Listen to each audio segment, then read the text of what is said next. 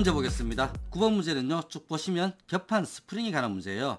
허용 구평이 나오고 겹판 스프링, 그리고 최대 하중 P값 작용하고 있고, 스프링의 폭, 두께, 판 길이, 그리고 밴드의 너비 나오고 쭉 나와요.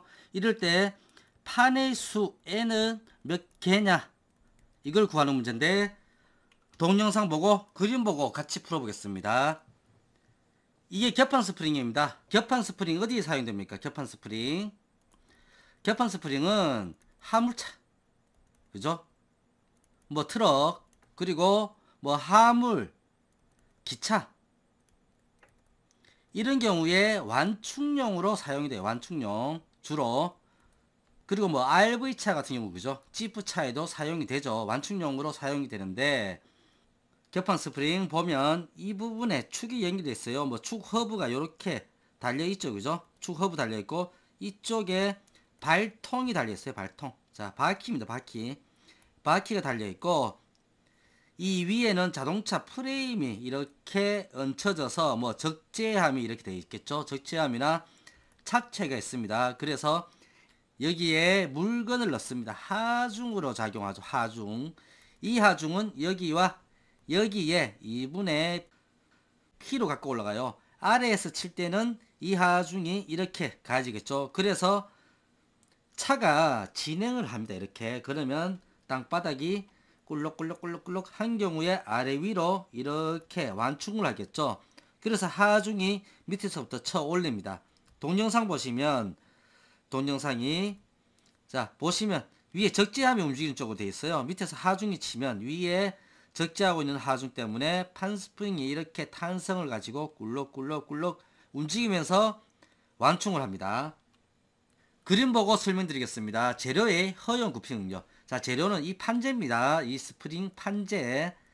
판재의 허용 굽힘 능력 시그마 B, 뭐 시그마 두셔도 상관없어요. 350MPa. 이럴 때 겹판 스프링, 이 겹판 스프링에서 작용하는 최대 하중 P는, 자 여기에서 P가 쳐 올렸죠. 이 부분에는 2분의 P입니다. 그죠? 2분의 P. 이렇게 작용할 때 스프링의 폭은 90mm. 요 폭 B입니다. B는 90mm. 두께 10mm. H라 둡니다. T 아니에요. 두께는 이 판재 하나에 요 두께 있죠. 요거 H입니다.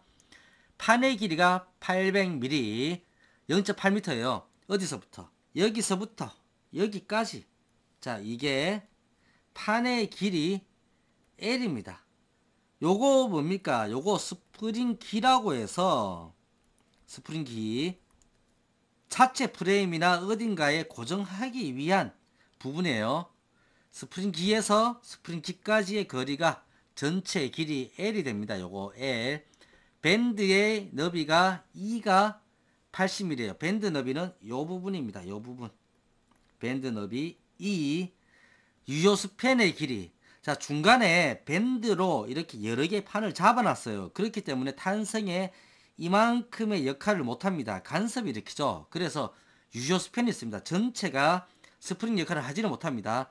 따라서 유효 길이 LE가 있어요. L-0.62라고 되어 있어요. 요렇게 시험 문제에서 줍니다. 요거 적용합니다. 이럴 때 판의 수를 구하시오 해서, 판의 수 N은 몇 개냐라는 문제 함께 구하겠습니다. 자, 판의 수를 구하기 전에, N을 구하기 전에 유도 공식 볼게요.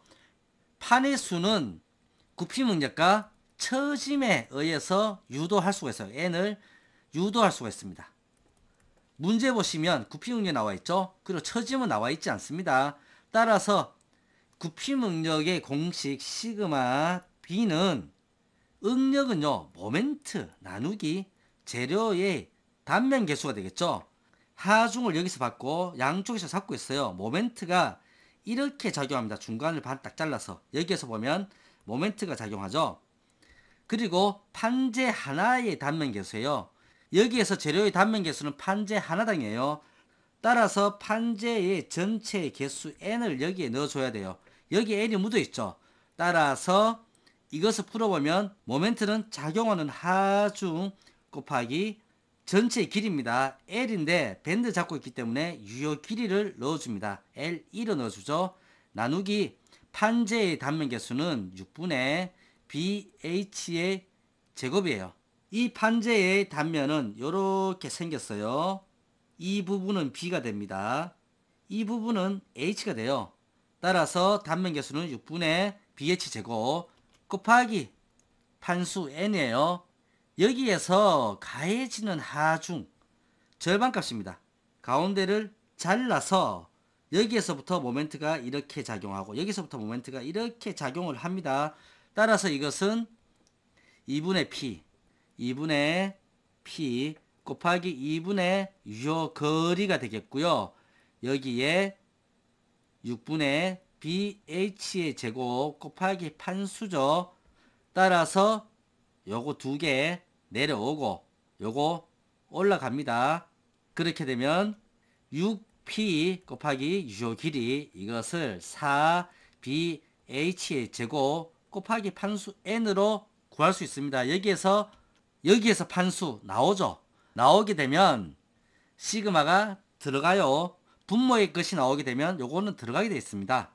따라서 이거 3과 2로 정리가 됩니다.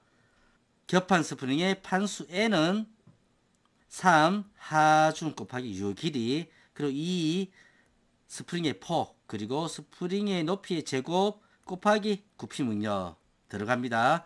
값을 대입을 하면 되겠죠. 3 곱하기 가해지는 하중은 1톤입니다. 1톤이니까 1000kg 그리고 뉴턴으로 바꾸기 위해서 9.8 곱하기 유효 길이 해줍니다. 유효 길이 구해볼게요. 유효 길이는 L에서 L-0.62죠. 그래서 L은 800mm입니다. 800 마이너스 0.6 곱하기 2는 밴드의 너비 80mm예요. 80 계산하면 752mm가 나와요. 스프링이 작용하기 위한 유효 길이입니다. 전체 길이는 밴드에 의해서 잡혀있기 때문에 스프링 역할을 못하죠. 요만큼 잡혀있어요. 그래서 유효 길이를 구했다. 그래서 752 대입해줘요. 752 넣어주고 나누기 2 곱하기 스프링 폭 90 그죠? 90 곱하기 스프링 높이의 제곱 두께 10의 제곱 곱하기 굽힘 응력 350 메가파스칼 넣어주면 3.51장 나오죠. 3.51개가 판수예요. 그러면 이렇게 넣으면 되겠습니까? 아닙니다. 이거는 수기 때문에 정수로 자연수로 해줘요. 자연수. 자연에서 있는 자연수로 해줘야 되니까 몇 개입니까? 넉 장이에요. 넉 장. 4장. 자, 4개 이렇게 넣어주시면 됩니다.